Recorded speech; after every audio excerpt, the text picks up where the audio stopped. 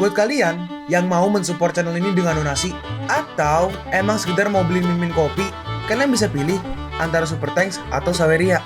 Gue sih nggak masalah kalian pilih yang mana. Cuma kalau bisa lewat Saweria aja. Soalnya kalau YouTube potongannya gede 30%.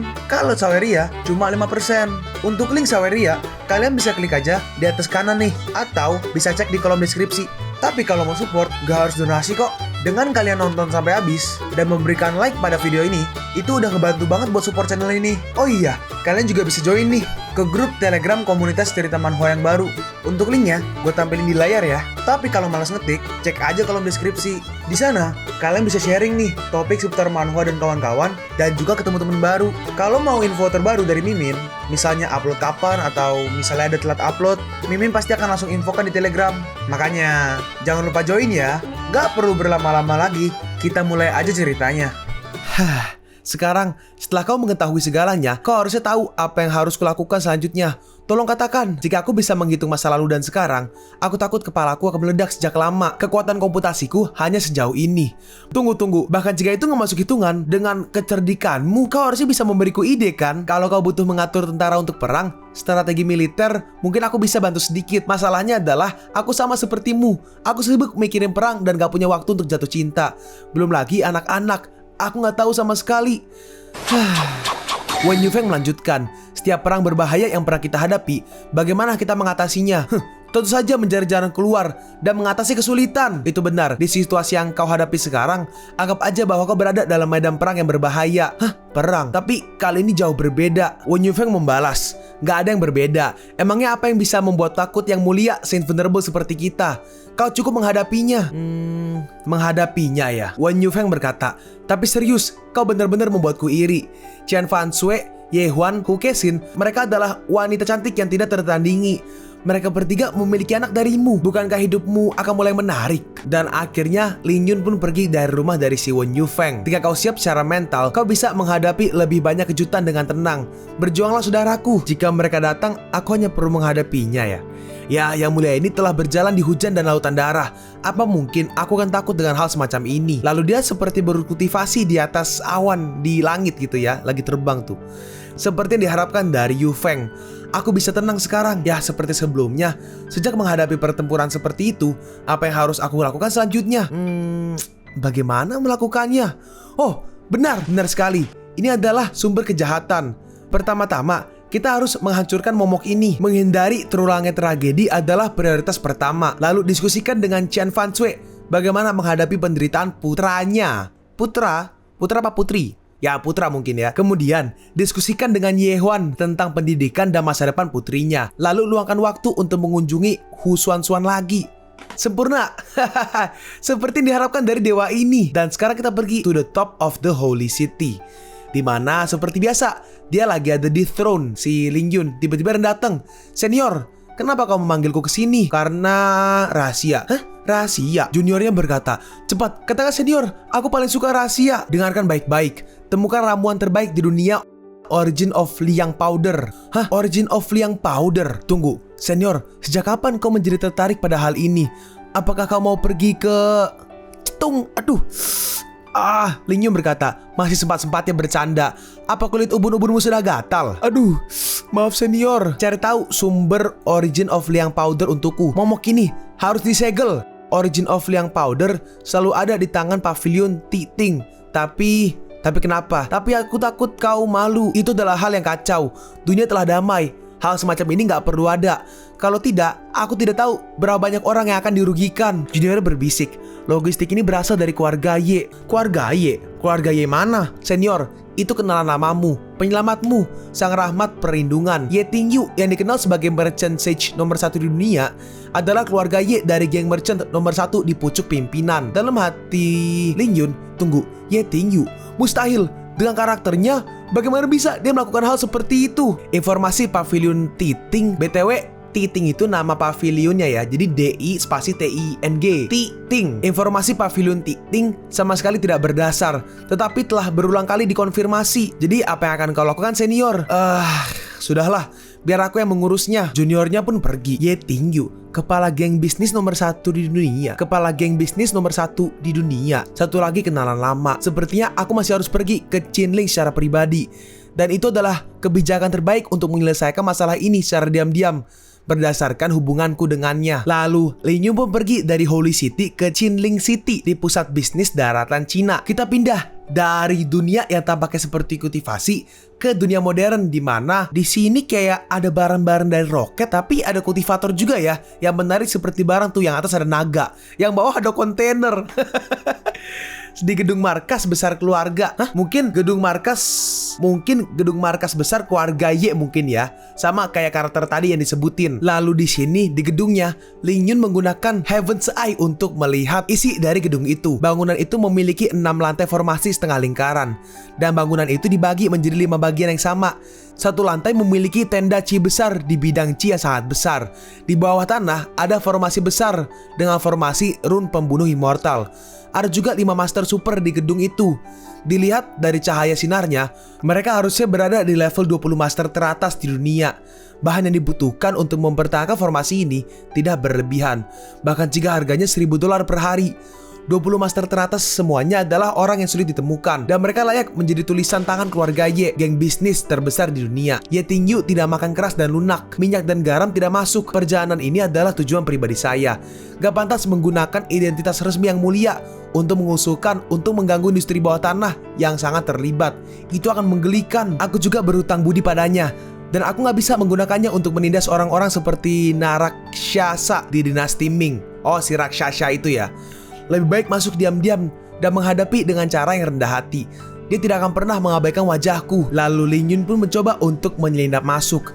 Pertama-tama amati situasi di pintu masuk. Ternyata saat mau masuk ada security yang ngecek kartu identitas. Itu kartu karyawan. Lalu di scan. Oke, pas. Itu adalah teknologi identifikasi terbaru yang menyegel informasi tentang tingkat genetik tubuh manusia pada kartu dan memeriksanya melalui mata langit. Bahkan teknik penyamaran yang paling canggih hanya bisa mengubah penampilan dan bahkan tulang, tetapi sama sekali nggak bisa menyalin informasi genetik dari target. Sistem identifikasi yang hampir sempurna. Namun, di dunia ini hanya ada segelintir orang yang bisa menyelinap masuk, dan dewa ini adalah salah satu dari pengecualian itu. Memikirkan hal-hal yang mengintai dan memata-matai saat ini membuatku agak bersemangat. Lalu gak lama setelah itu ada karyawan nih yang pakai kalung yang ternyata itu adalah ID-nya. Nah, terus si cewek lewat, tiba-tiba dia langsung menghilang, dibuat pingsan sama Lin Yun. Lin Yun berkata, "Permisi, aku akan menggunakan identitasmu sebentar." Terus kartunya diambil, lalu Lin Yun menggunakan teknik transformasi transcendent untuk mengcopy, oke nih, Dharma All Beings. Menyalin semua informasi genetik dari objek target adalah metode super rahasia yang hanya dapat dicapai oleh Taiyi Yuqing. Dan kita lihat ya, Lin Yun pun berubah jadi cewek yang tadi. Oh, tubuh ini memiliki beberapa gangguan endorfin, defisiensi limpa, dan lambung. Aku akan menyembuhkan dari akar penyakit ringan ini sebagai balasannya. Baiklah, selanjutnya mode siluman, penghalang berlian, penundaan, dan misterius. Nah, oke, dengan begini dia akan aman. Ternyata Lin Yun memberikan sebuah perisai nih untuk melindungi si cewek. Lalu Lin Yun datang ke penjaganya, "Tolong tunjukkan kartu identitas Anda." Terus dicek nih untuk genetik dan identitasnya, dan ternyata genetiknya cocok. Security berkata, "Terverifikasi, silahkan masuk." "Baik, terima kasih." Dalam hati Lin Yun, apa semudah itu untuk lolos dari pintu masuk gedung pertama. Lalu dia masuk, dia ngeliat-ngeliat, ternyata ada seseorang nih yang lagi seperti bertapa di sebelah lift, cok. Tunggu, kenapa dia ada di sini? Salah satu teknik iblis Golden Boy Arhat yang gak bisa dipecahkan, yang tidak mampu mengendalikan hawa nafsunya sendiri dan dicampakkan oleh dunia. Dia jelas hanya seorang biksu bodoh yang sederhana, namun itu bisa mendapatkan kultivasi ganda dari iblis dan Buddha yang unik, dan satu-satunya di dunia ini. Gak bergerak seperti gunung, namun cenderung pasif tapi tidak terhancurkan. Bahkan dewa ini hanya bisa menaklukkannya, tetapi gak bisa menghancurkannya, dan akhirnya menjadi saudara yang baik. Aku juga heran, kenapa aku belum melihatnya untuk sementara waktu, tetapi aku malah melihatnya di depan pintu sini. Metode apa yang digunakan Ye Tingyu untuk membawanya? Cukup berjalan seperti biasa. Aku pasti bisa lolos dengan mudah. Terus Lin Yun berjalan ke arah lift. Liftnya kebuka. Terus pas mau masuk, tiba-tiba dihalangin sama si botak. Dalam hati Lin Yun, kenapa? Apa yang terjadi? Apa yang salah? Apa aku ketahuan? Si botak berkata, Halo, kau melewatkan janjimu kemarin. Aku sudah menunggumu di hotel selama 1 malam. Kenapa kau nggak datang? Padahal aku sudah menyiapkan sesuatu yang mengejutkan untukmu. Dalam hati Ling Yun, hah?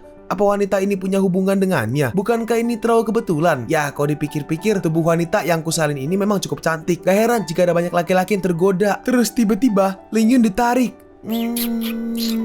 Bagaimana caramu untuk membayar pengkhianatanmu ini? Hei, biarkan aku pergi. Lepaskan. Si botak melanjutkan, selama kau tidak memberitahuku alasannya, aku tidak akan melepaskanmu. Bahkan kalau kau teriak, tidak akan kulepaskan.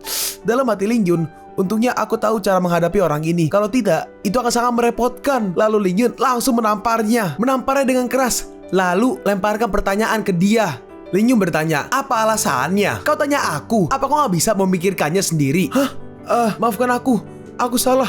Tadi aku kelewatan. Tidak berpikir jernih. Jangan mendekatiku lagi. Aku mau pergi bekerja. Dan Ling Yun pun langsung pergi. Ting, liftnya pun akhirnya tertutup. Dia pun naik ke lantai 20. Dalam hati Ling Yun, setiap 20 lantai, liftnya diganti untuk mencegah orang lain langsung naik ke lantai atas. Pertimbangan yang cermat. Benar-benar gaya keluarga Ye. Siapa yang akan menjadi penjaga pintu kali ini? Dan pas dilihat, si Patwa ini melihat Ling Yun seperti agak kaget gitu. Dalam hati Ling Yun, apa? Perhitungan suci Wu Yingsheng. Pria ini sangat berbakat. Aku gak pernah melupakan dia. Awalnya dia adalah ahli strategi pertama dari keluarga Tongfang. Dia adalah satu-satunya yang dikalahkan oleh aritmatika surgawi Wen Yufeng. Setelah kekalahan keluarga Tongfang, orang ini juga menganggur dan aku tidak menyangka dia bersembunyi di sini. Terus segi jalan, si Yingsheng ini, si Patwa Yingsheng, dia memanggil Ling Yun untuk maju. Hah? Aku? Terus dihampiri, siapa kamu? Chow Min Hui. Aku bertanya tentang identitas asli milikmu. Ling Yun berkata, tuanmu bercanda. Aku hanya pergi untuk bekerja. Gedung ini memiliki total 2.316 orang. Mulai dari ketua, manajer umum, hingga bibi penyapu dan pembersih. Aku tahu nama setiap orang, jenis kelamin, dan tugas tetap harian dari posisi tersebut. Chow Min Hui adalah pegawai baru di Departemen Administrasi di lantai 5. Dia telah bekerja selama 187 hari. Tugas pekerjaan hari ini tidak ada hubungannya dengan area bisnis di lantai 20. Atasanku memberikannya pemberitahuan singkat pagi ini. Siapa nama atasanmu? Dalam hati Ling Yun, apa yang harus kulakukan sekarang? Orang tua ini cukup cerdik. Oh, aku tahu. Lalu di sini Ling Yun menggunakan sebuah skill, tapi di sini masih bahasa Mandarin, jadi gue nggak tahu skillnya apa. Tapi intinya skillnya apa tuh? Nggak tahu sih. Jadi apa? Tapi intinya pakai skill lah. Terus si Patwa lihat sekeliling. Dalam hati Ling Yun, mantra ini dapat secara sewenang-wenang memanipulasi aliran waktu dan ruang di sekitarnya. Keterampilan unik orang suci. Oh, Saint, ternyata itu kamu. Iya benar, ini aku. Yingsheng berkata, Yang Mulia datang dengan tenang dengan berpenampilan seperti ini, tanpa melalui jalur resmi dan tanpa membuat kegaduhan besar. Apakah Anda ada urusan pribadi yang penting untuk didiskusikan dengan kepala keluarga Ye? Lebih mudah untuk berurusan dengan kau, orang yang pintar. Jadi bisakah kau membuatnya lebih mudah? Tentu saja. Sekarang saya bekerja untuk keluarga Ye dan mencari tempat perlindungan. Yang Mulia memiliki hubungan yang mendalam dengan keluarga Ye. Urusan pribadi bisa memperdalam hubungan yang mendalam ini. Ling Yun berkata, rubah tua. Sebenarnya kau bisa pergi kemana aja yang kau mau. Apa tidak terlalu masalah tinggal di sini? Yingsheng menjawab, dunia sudah ditentukan sejak awal. Saya sudah tidak terlibat lagi dengan perhitungan macam dulu. Jadi saya menganggur. Saya juga telah menyinggung terlalu banyak orang dan sulit untuk menemukan tempat tinggal. Oh, oke, aku mengerti. Jadi apa kau bisa naik? Tentu saja, tidak masalah. Hanya saja, di antara 3 orang teratas, 2 lainnya seharusnya tidak menjadi masalah. Orang tua ini akan mengajari Anda cara menghadapinya. Hanya saja, tersisa 1 kenalan yang mulia. Itu akan terserah kepada yang mulia. Oke, terima kasih infonya. Di masa depan, aku akan membalas kebaikanmu. Iya, sama-sama. Semoga lancar yang mulia. Iya. Dan akhirnya lalu Ling Yun pun naik ke lantai 80, di mana saat keluar ada seseorang seperti pendekar pedang gitu. Dalam hati Ling Yun, sosok yang cukup familiar. Aku punya firasat yang buruk. Orang itu berkata, Saint yang tidak terkalahkan. Sejak kau datang ke sini, kenapa kau datang mengendap-ngendap? Dalam hati Ling Yun, itu adalah pendekar nomor 1 di dunia, pendekar pedang Wen Yunfeng. Tunggu, sabar. Beda ya guys. Ini kalau semalam kalau yang tadi yang yang bisa perhitungan surgawi itu namanya Wen Yu Feng. Ini Wen Yun Feng kalau dari nama dari komiknya ya. Cuma namanya mirip banget, kenapa nggak dibedain aja sih? Ini tuan ini Anda salah. Saya hanya seorang karyawan. Saya datang untuk melapor pekerjaan. Si pendekar membalas, eksterior dapat diubah, interior dapat diubah, tetapi dewa tidak akan berubah. Saya invulnerable adalah tujuan yang saya kejar dalam hidup saya. Aura dan setiap gerakan yang dilakukan oleh Saint, gak mungkin aku salah mengiranya. Apa nggak ada orang lain di sini kecuali saya? Saint, tidak perlu khawatir. Anda bisa percaya padaku. Dan akhirnya Ling Yun pun berubah balik ke dirinya sendiri. Kau pedagang pedang idiot yang kecanduan ekstrim dengan dunia pedang. Kenapa kau menjadi penjaga pintu di sini? Apa yang mereka berikan padamu? Saint, karena aku mendapat kesempatan, aku akan beradu pedang denganmu. Alih-alih mencariku untuk meminta berlatih, kenapa kau malah jadi penjaga pintu di sini? Si pendekar menjawab, penyatuan daratan Cina, Saint pasti akan jarang bergerak dan sulit menemuimu. Seseorang menyuruhku untuk datang ke sini dan menunggumu, dan kesempatan itu akan datang. Terus, apakah itu dari perhitungan Wen Yu Feng lagi? Si Invulnerable telah menciptakan alam yang lebih tinggi yang belum pernah terjadi sebelumnya. Jika itu disebut berada di alam setengah dewa, itu tidak berlebihan. Anda sungguh membuatku terpesona. Jika orang lain mendengar apa yang kau katakan tadi, itu akan sangat memalukan. Saint, tolong terima pedangku. Baiklah. Lalu akhirnya di sini si pendekar bersiap-siap untuk bertarung. Supreme Swordsman, Sword Return Technique. Dengan cepat, dia pun langsung maju menyerang ke arah Ling Yun. Dalam hati Ling Yun, emang layak menjadi orang pertama dalam ilmu pedang. Ini adalah puncak dari ilmu pedang. Ini cuma teknik sederhana untuk menyerang lawan. Tetapi dalam sekejap, itu seperti awan dan air yang mengalir dan semuanya bisa selesai. Jika itu orang biasa, kau pasti akan mokat sebelum kau bisa bereaksi. Tetapi tetap ini bukan ancaman bagiku yang dapat memanipulasi jalur waktu dan ruang di sekitarku sesuka hati. Tapi kuharap di masa depan kau bisa menerobos ke alam yang sama denganku. Meskipun aku nggak tahu berapa lama, trik ini adalah hadiahku untuk membantumu mendapatkan pencerahan. Ling Yun berkata, akan kugunakan satu jari dari Tao yang tidak tertandingi. Ling Yun hanya menggunakan jarinya. Dia nggak tahu tuh pedangnya diapain, kayak di twing twing twing twing twing doang. Terus tiba-tiba Ling Yun ada di belakangnya. Lalu tiba-tiba pedangnya hancur berkeping-keping. Mungkin tadi pas bagian itu dihancurin sama si Ling Yun. Ling Yun bertanya, bagaimana? Si pendekar menjawab, terima kasih telah memberi saya kesempatan. Jadi, apakah aku bisa naik? Yap, kepala keluarga Ye sudah lama menunggu. Hah? Apa? Dia sudah tahu? Ya, benar. Terus kenapa pula aku harus repot-repot menyembunyikan identitasku hari ini? Sialan. Si pendekar berkata, yang mulia, hati tahu Anda kacau. Dan akhirnya kita naik nih di kantor presiden keluarga Ye di lantai atas. Di mana di sini Ling Yun pun masuk. Aku belum melihatmu selama bertahun-tahun karena perang besar. Bahkan di ruangan ini juga telah diatur dengan begitu banyak formasi besar. Putri keluarga Ye yang dulunya mahir berhitung kini menjadi pucuk pimpinan geng bisnis nomor 1 di dunia. Tiba-tiba, Saint, Anda salah. Pas diputer ternyata cowok. Lalu orang misterius ini dia mengetok jarinya. Dan langsung muncul meja dan kursi serta ada teh tuh. Silahkan duduk. Kau siapa? Di mana Ye Tingyu? Dia adalah ibuku. Hah? Apa kau putra Ye Tingyu yang jarang muncul di kepala baru keluarga Ye yang dikabarkan? Anaknya menjawab, Saint datang kemari dengan tenang kali ini. Apakah ada sesuatu yang membutuhkan kerjasama rahasia dengan keluarga Ye saya? Ho? Bagaimana kau tahu tujuanku? Beberapa jimat di luar hanyalah umpan. Dan ada mata-mata dengan mata surgawi setiap 100 meter ke segala arah. Begitu Saint datang ke sini, aku sudah tahu dari awal. Apa kau tidak takut? Aku datang ke sini untuk menagih kesalahan keluargamu. Anaknya menjawab, jika Saint datang untuk menagih dosa, betul itu anaknya Ye Tingyu ya. Jika Saint datang untuk menagih dosa, jimat di luar tidak akan berguna sama sekali. Jadi aku mencoba menjalankan beberapa tes. Sejak Saint naik ke atas, Anda harus menggunakan reboot. Master Wu menggunakannya untuk menguji tujuan yang mulia. Jika Saint datang dengan kebencian, sekarang saya sudah pasti berada di ribuan mil jauhnya. Benar saja, buah tidak jatuh jauh dari pohonnya. Mirip seperti ibumu, punya pikiran yang hati-hati dan juga licik. Si anaknya Ye Tingyu berkata, itu adalah pujian tertinggi yang bisa saya terima dari seorang pebisnis. Tolong katakan tujuan Saint datang ke sini. Tolong bicaralah secara langsung. Sudah lama terdengar bahwa kepala keluarga Ye Chiasin masih muda dan teliti. Oke, anaknya namanya Ye Chiasin ya. Ye Chiasin. Dan metodenya tidak kalah dengan ibunya Ye Tingyu. Itu adalah yang diajarkan ibu saya kepada saya. Aku ingat saat dulu aku dekat dengan ibumu. Dia adalah penyelamatku. Untung aja kau masih belum lahir saat itu. Jika tidak, anak-anaknya sudah menjadi tua. Chiasin berkata, jika Saint datang ke sini dan ingin bernostalgia, Anda bisa membuat janji lain kali. Jadwal saya sangat padat setiap menit.